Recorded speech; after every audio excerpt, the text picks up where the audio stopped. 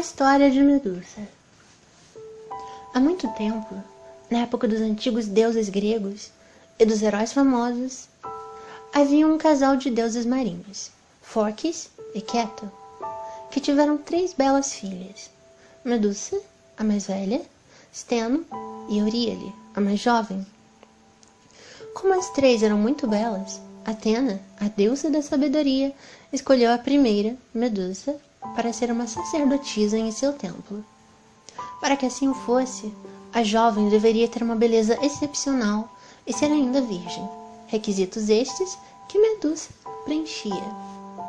Medusa, então, tornou-se a mais bela sacerdotisa de Atena. Seu belo perfil e lindos cabelos, que lhe cobriam metade das costas, chamaram a atenção de muitos adoradores de Atena, deixando a deusa um pouco enciumada. Quanto a Medusa, mesmo sabendo que era desejada pelos homens, se preocupava apenas em cumprir perfeitamente suas funções no templo. No entanto, não eram somente os homens que a desejavam. O deus do mar, Poseidon, no momento em que colocou os olhos nela, ficou tão apaixonado que intencionou possuí-la, e faria de tudo para consegui-lo. Mas Medusa, como sacerdotisa, jamais poderia sair do templo. Então, disfarçado, Poseidon escondeu-se atrás do grande altar, e quando não havia mais ninguém no templo, ele surpreendeu Medusa e a possuiu ali mesmo, contra a vontade da jovem. Certo.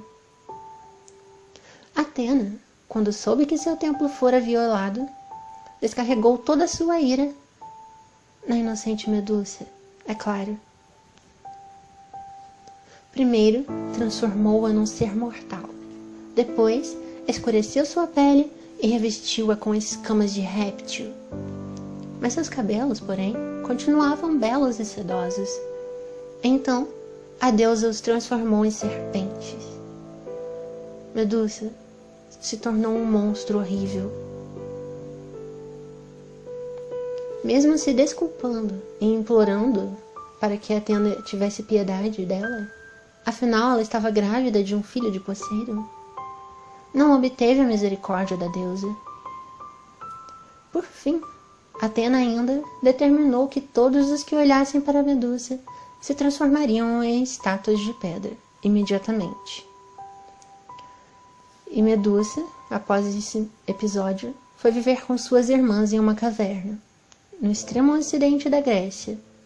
Eram chamadas de as Irmãs Górgonas, porque a cada dia que se passava, elas se tornavam mais e mais feias, e mais repugnantes. Todos tinham medo, e se esquivavam de passar perto do lugar onde elas viviam, com medo de se petrificarem. No entanto, haviam alguns corajosos que ousavam se aventurar pela caverna onde Medusa vivia. Porém, assim que botavam os olhos nela, sua pele se tornava dura e seu olhar congelava para sempre.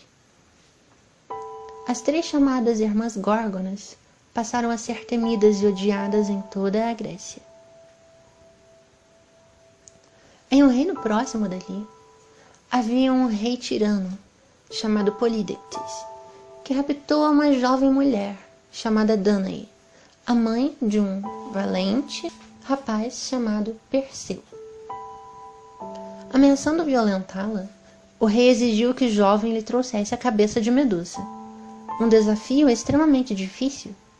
Como realizaria uma proeza dessas, pensou ele, se também ele, como todos os mortais, temia o poder da olhada da Górgona.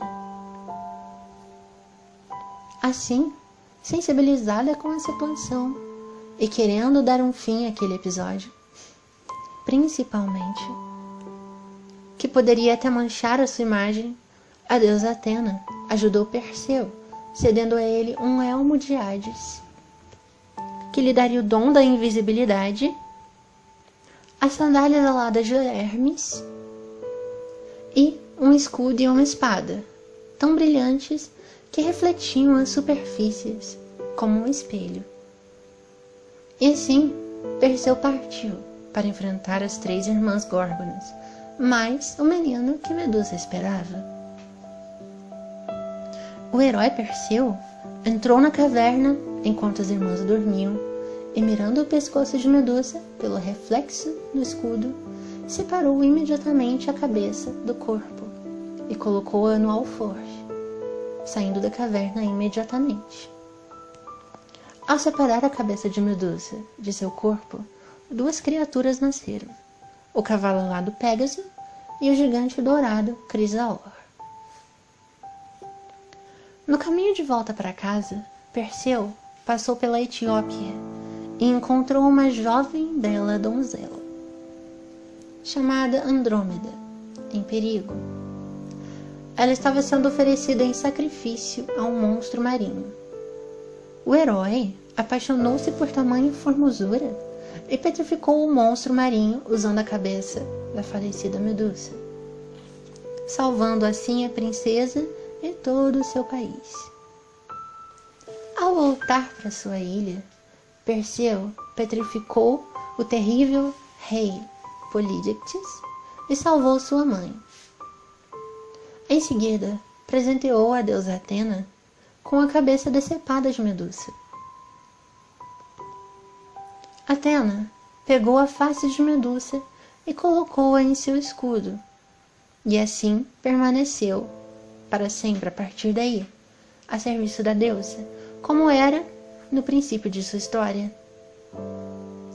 Já Perseu foi reconhecido e saudado como um herói a partir desse episódio.